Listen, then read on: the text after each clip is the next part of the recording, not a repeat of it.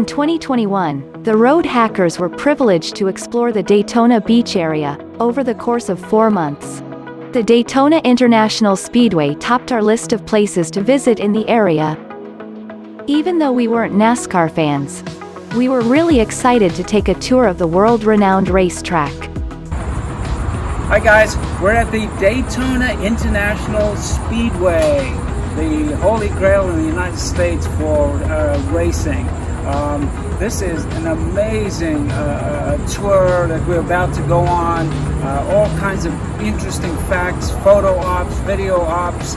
It's well worth the admission. Right now it's $25 a person, but I'll say it's a good spend because for a lot of us it's a bucket list item. So a little bit of the history about racing in Daytona, not just at this track, but if you go back all the way to 1903, when they had the first races on the beach, and there's a long tradition of racing on the beach, and at that, one of the first races there, they clocked about 57 miles an hour, which is pretty spectacular. Later that year, the record was clocked at 68. By 1910, they clocked 100 miles an hour. By 1930, 1929, 1930, they clocked 200 miles per hour, which is unbelievable given the time there. So this stadium here that we're going to see, the big complex, obviously is home to the Daytona 500, which is amazing. They just had their 63rd running of the Daytona 500, won by McDowell. We'll get to see his car. They're really cool. So when they run night races, little fact that you should know, it costs them about $240 per hour to run the electricity. Just kind of an odd fact there. So this stadium is host to about 240 events per year. That's motorcycle racing, stock car, drag. It has all kinds of shows and concerts there. They have the recreational vehicle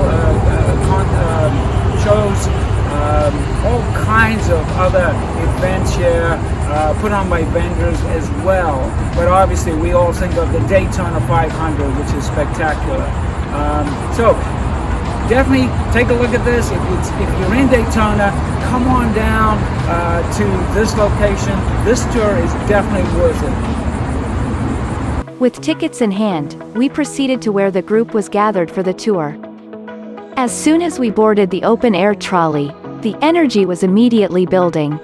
First we dipped through the underground tunnel that took us into the interior of the racetrack, with historic photos lining the walls along the way.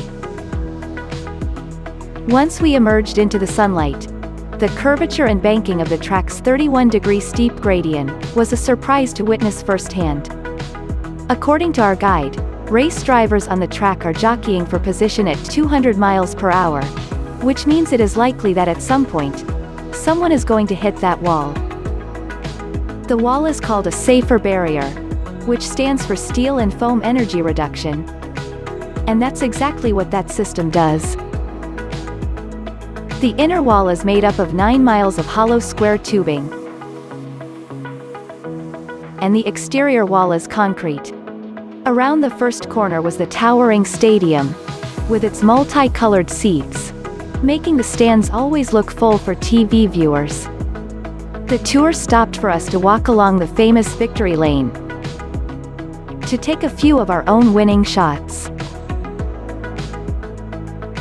Next, we entered the stadium, to get a fan's view of the track.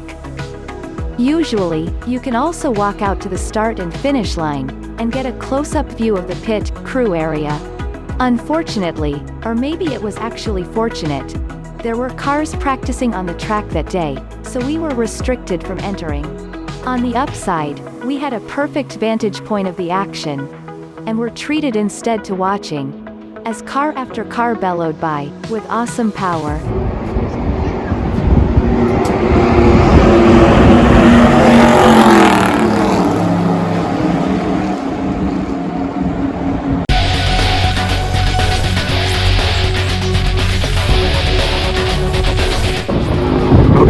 We're at Daytona International Speedway, and we've got 2 cars on the track coming here, and hopefully we can catch this. They go by really quickly.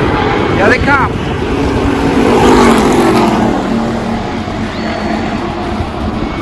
Unbelievable.